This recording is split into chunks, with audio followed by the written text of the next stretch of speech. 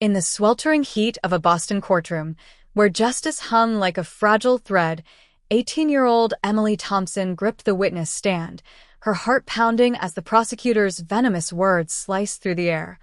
"So, you expect this jury to take your words seriously, Miss Thompson? A confused kid with your questionable choices in love." Laughter rippled from the gallery, but before Emily could shatter, the defendant, a woman she'd long believed lost to her, rose with unyielding fire in her eyes and declared, "That's my daughter you're mocking, and you'll treat her with respect." Emily's world had crumbled long before that courtroom drama, back in the quiet suburbs of Cambridge, Massachusetts, where autumn leaves painted the streets in fiery hues. She was just 16 when she first realized her heart didn't beat the way society expected. High school hallways buzzed with whispers of crushes and dates, but Emily's gaze lingered on Jordan Lee, the new girl with a rebellious streak and eyes like storm clouds. Jordan, also 16 then, had transferred from Chicago, carrying the weight of a broken home and a fire for justice that drew Emily in like a moth to flame. Their first encounter happened in art class, where Jordan's charcoal sketches captured raw emotion, portraits of women defying the world. "Art's about truth," Jordan had said, her voice low and confident, as she handed Emily a drawing of two intertwined figures. That simple act sparked something profound, a connection that felt both terrifying and inevitable. As weeks turned to months, their friendship deepened into stolen moments, late-night texts about dreams, walks along the Charles River where they'd share secrets under the stars.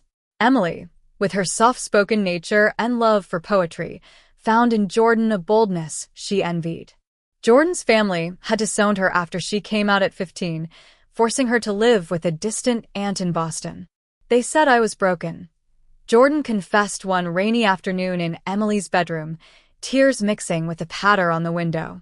Emily's hand trembled as she reached out, their fingers intertwining for the first time. "You're not broken," Emily whispered, her voice cracking with unspoken truth. In that moment, Emily admitted to herself, and to Jordan, what she'd buried deep. She was in love, not with the boys her friends giggled about, but with this fierce, beautiful girl who saw her soul. Their romance blossomed in secrecy, a delicate flower amid the thorns of prejudice. Boston, with its progressive facade, still harbored pockets of judgment, especially in Emily's conservative neighborhood. Her father, a stern accountant named Robert, raised her alone after her mother, Laura, vanished when Emily was 5. Robert never spoke of Laura, only that she'd chosen a different path. Emily grew up believing her mother had abandoned them for selfish reasons, leaving a void that poetry and books could never fill. But with Jordan, that void began to heal. Their first kiss happened under the fireworks of a 4th of July celebration at the Boston Common, the explosions mirroring the burst in Emily's chest. "I love you," Jordan murmured against her lips, and Emily's world realigned. Yet, shadows loomed. Rumors spread at school, whispers of those girls holding hands in the library. Emily's grades slipped as anxiety gnawed at her, fearing her father's reaction. One evening, as they cuddled on Jordan's aunt's porch, watching fireflies dance, Jordan turned serious. "We can't hide forever, Em. Love like ours deserves the light." Emily nodded, but doubt crept in. That night, she dreamed of her mother, a hazy figure with kind eyes, whispering encouragement. Waking with resolve, Emily decided to come out to her father. The confrontation was brutal. Robert's face twisted in disbelief, then anger. "This isn't you," he shouted, slamming his fist on the table. "It's that girl influencing you." Emily fled to Jordan's arms, sobbing as the rejection echoed her deepest fears. Months passed, and their bond strengthened through adversity. They attended their first Pride event in Boston, surrounded by rainbows and chants of unity, feeling for the first time like they belonged. Jordan's activism ignited Emily's passion. Together, they volunteered at a local LGBTQ center, helping teens like themselves navigate coming out. But fate twisted when Emily stumbled upon an old photo album in her attic, pictures of her mother, Laura, not alone, but with another woman, their arms linked in undeniable affection. Shock rippled through her. Laura hadn't left for a man or adventure. She'd left because she was gay, and Robert couldn't accept it. The realization hit like a storm. Emily's own identity mirrored her mother's hidden truth. Digging deeper, Emily learned Laura had become a successful defense attorney in New York, fighting for marginalized communities. But scandal struck.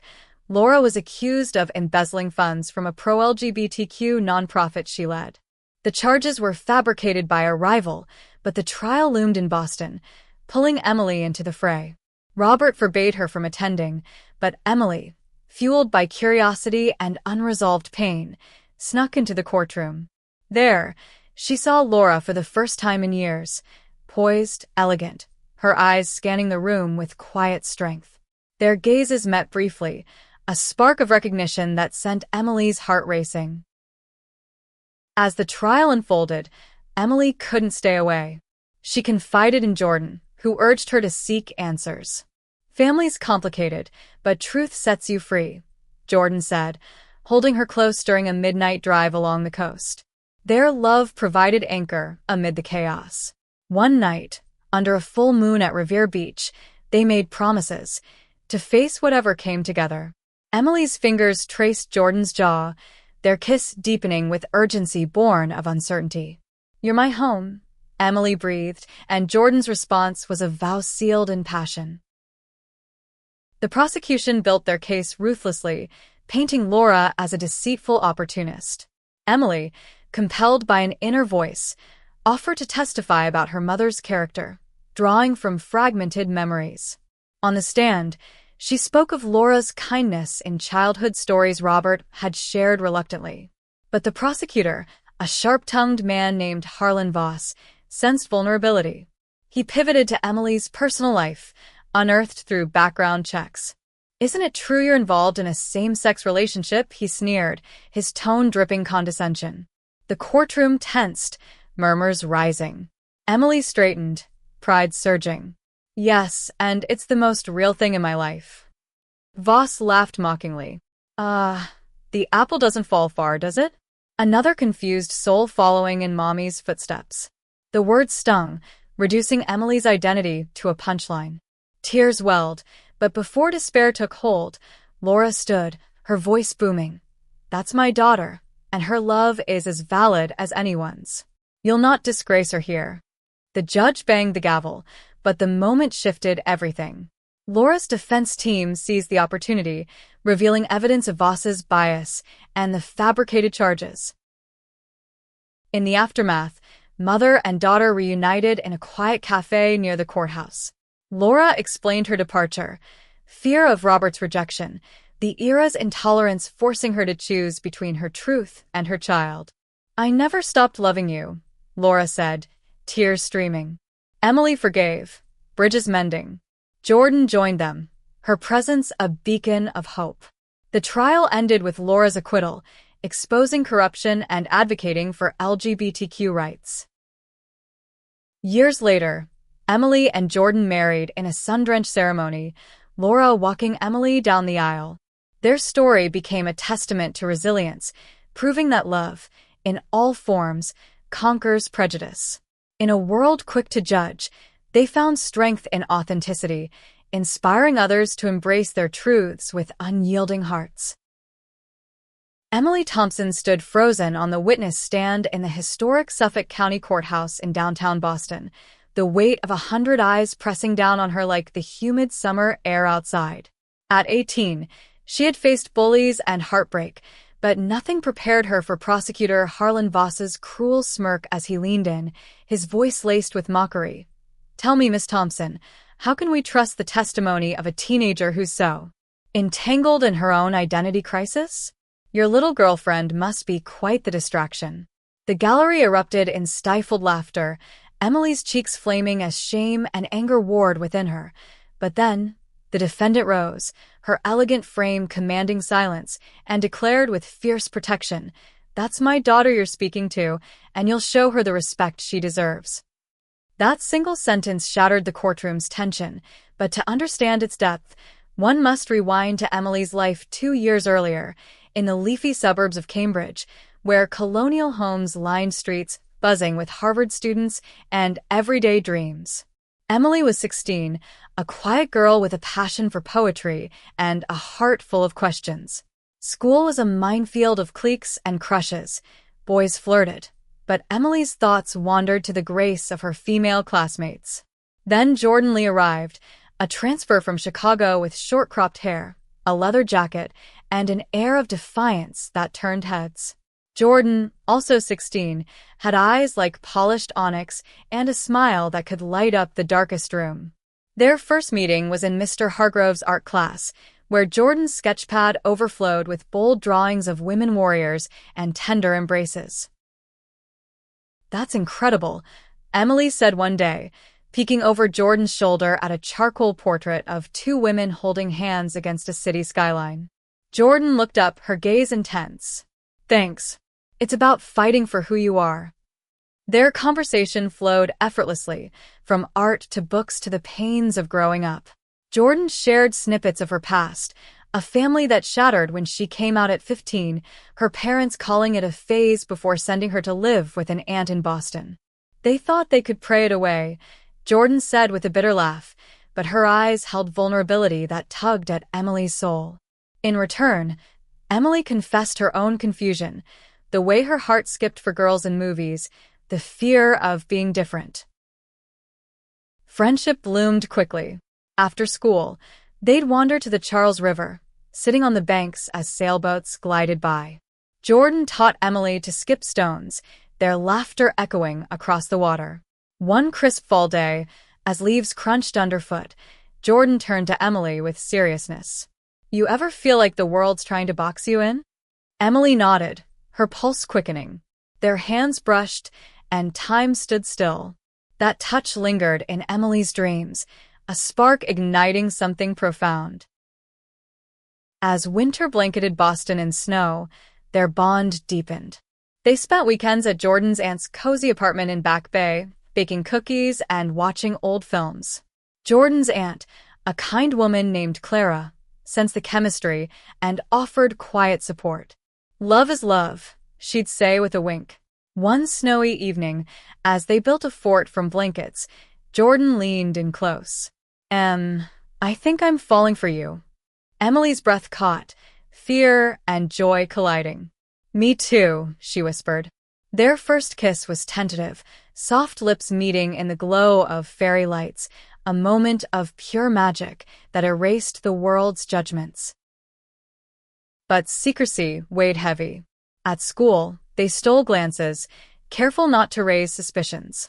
Emily's father, Robert, a widower, no, not widower, but abandoned, as he put it, worked long hours as an accountant, leaving Emily to her thoughts. He was a good man, but traditional, his worldview shaped by a bygone era. Emily dreaded telling him. Meanwhile, Jordan faced her own demons. Letters from her parents arrived, pleading for her to come home and get help. "They don't get it," Jordan cried one night, Emily holding her as sobs racked her body. "But you do. You're my anchor." Spring brought renewal. They attended their first secret date at the Isabella Stewart Gardner Museum, wandering hand in hand through courtyards filled with blooming flowers. Jordan's passion for justice inspired Emily. She joined Jordan in volunteering at a local LGBTQ youth center in Dorchester. There, they met kids like themselves, teens navigating identity in a world that often turned hostile. One boy, Miguel, shared his story of homelessness after coming out, and Emily's heart ached with empathy. "We have to fight for them," Jordan said, her eyes blazing. Their love grew fiercer, intimate moments stolen in parks or empty classrooms, whispers of forever amid the chaos. Yet, cracks appeared. Rumors swirled at school. "Emily and Jordan are always together. Think they're, you know." A bully cornered Emily in the hallway, sneering slurs that cut deep. She ran to Jordan, who stood tall. "Ignore them. We're stronger." But the pressure mounted. Emily began journaling her feelings, poems of love and fear pouring out. One entry read, "In her arms, I find my truth, but the world waits to tear it apart. The turning point came on a warm June evening. Emily decided to come out to Robert. Over dinner, spaghetti, his favorite, she stammered, "Dad, I'm gay. And I'm in love with Jordan." His fork clattered. Silence stretched, then exploded. "What?" "This is nonsense. It's that girl's influence. She's confusing you." He stormed out, leaving Emily in tears. She fled to Jordan's, where they held each other through the night, Jordan's gentle strokes soothing the pain. "We'll get through this," Jordan promised. Together. That summer, they escaped to Cape Cod for a weekend with Clara's blessing. Beach walks, sunset picnics, their love unfolding like waves on the shore. Under stars, they made love for the first time, a tender exploration of bodies and souls, whispers of devotion sealing their bond. "You're my everything," Emily said, tears of joy falling. Jordan's response was a kiss that spoke volumes. Back home, Robert's coldness lingered, but Emily held firm. She delved into her family's past, curious about her mother, Laura, who left when she was 5. Robert's answers were vague. She chose a different life. In the attic, Emily found boxes of photos, Laura, vibrant and smiling, often with another woman named Sarah. Letters revealed the truth. Laura was gay, their marriage a facade. Robert's intolerance drove her away. Shock waves hit Emily. Her mother's path mirrored her own. She left to live authentically, Emily realized, a mix of anger and understanding brewing. News broke. Laura Thompson, now a renowned defense attorney in New York, was indicted for embezzlement from an LGBTQ nonprofit she founded. The trial would be in Boston. Emily's heart raced, fate calling her. Despite Robert's protests, she attended the opening day. In the courtroom, Laura's eyes found hers across the room, recognition flashing. After, in the hallway, Laura approached. "Emily? My God, you've grown." Tears flowed as they embraced, years of loss crashing down. Laura explained over coffee, "I left to protect you from the fighting. Your father couldn't accept me." Emily shared her own story, the love with Jordan. Laura's eyes softened. "I'm proud of you. I fought for rights like ours." But the trial loomed, charges trumped up by a corrupt board member seeking revenge.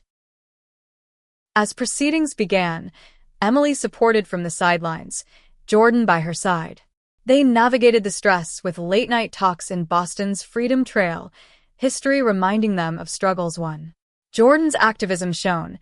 She organized rallies for Laura, drawing media attention. Their relationship deepened, challenges forging unbreakable ties. Prosecutor Voss was relentless, twisting facts to paint Laura as greedy. Emily volunteered to testify about her mother's integrity, drawing from rediscovered letters showing Laura's donations to causes. On the stand, she spoke eloquently, but Voss attacked. "Your lifestyle, does it cloud your judgment?" he mocked, revealing he'd dug into her life. The courtroom gasped. Emily's voice shook but held. "My love for Jordan makes me see clearly. It's about honesty." Voss pressed, ridicule flowing. Then Laura stood. "That's my daughter." The judge adjourned, but the moment exposed Voss's bias. Defense presented evidence of forgery, turning the tide. In the wake, family healed. Robert, seeing news coverage, reached out, apologies, mending fences. Laura was acquitted, her nonprofit thriving. Emily and Jordan moved in together, pursuing degrees, Emily in literature, Jordan in law. Years on, at their wedding in Martha's Vineyard, Laura gave a toast. "Love defies odds, teaching us forgiveness." Their story inspired, a beacon of hope, proving that from mockery rises triumph, and family, in all forms, endures. The revelation in court sent ripples through Emily's life, but the path to that moment was paved with more than just family secrets. It was built on the foundation of her love with Jordan, a relationship that tested every fiber of their beings. After the initial shock of discovering Laura's past, Emily threw herself into researching her mother's life. Online articles painted Laura as a champion for LGBTQ rights, defending clients in landmark cases across the Northeast. One story detailed how Laura had won a discrimination suit for a transgender teen in Philadelphia, her arguments echoing the very struggles Emily faced. "She's like me," Emily told Jordan during a picnic in the Boston Public Garden, swans gliding on the pond as they shared sandwiches. Jordan squeezed her hand. "Then maybe it's time to reach out." But fear held Emily back. Instead, she focused on their relationship, which had become her sanctuary.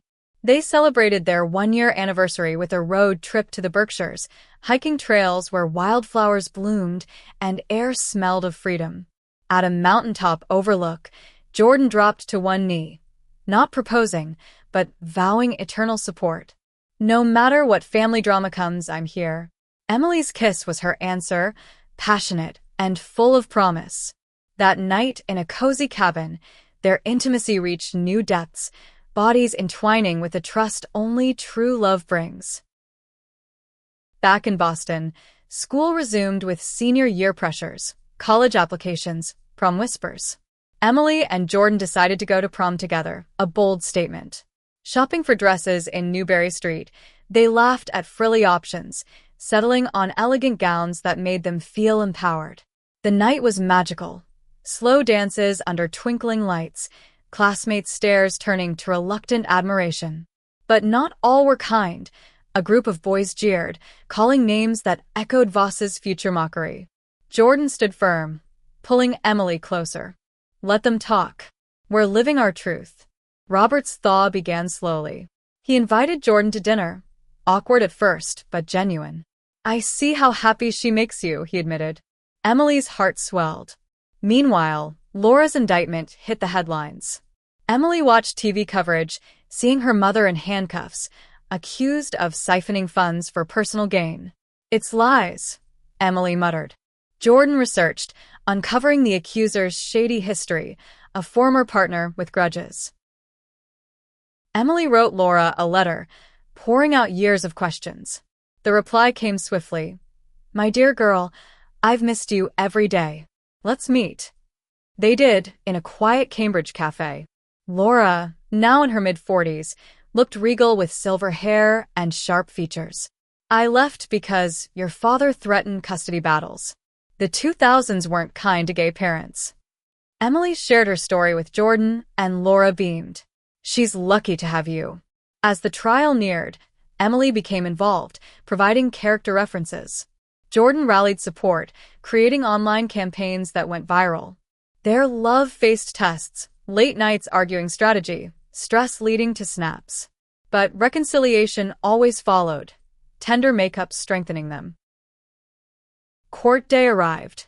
Voss's opening painted Laura as a fraud. Witnesses lied, but defense chipped away. Emily's testimony was pivotal. Voss's cross-examination turned personal. "Your orientation, doesn't it bias you toward your mother?" Mockery ensued, but Laura's stand changed everything. Post-trial, healing flourished. Laura moved back to Boston, rebuilding with Emily. Jordan proposed for real, ring glinting under Charles River lights. Their wedding symbolized victory, love conquering all. The end brought meaning. Advocacy work, helping others. Emily's poetry book, dedicated to Jordan and Laura, touched hearts, proving family is chosen, love unbreakable.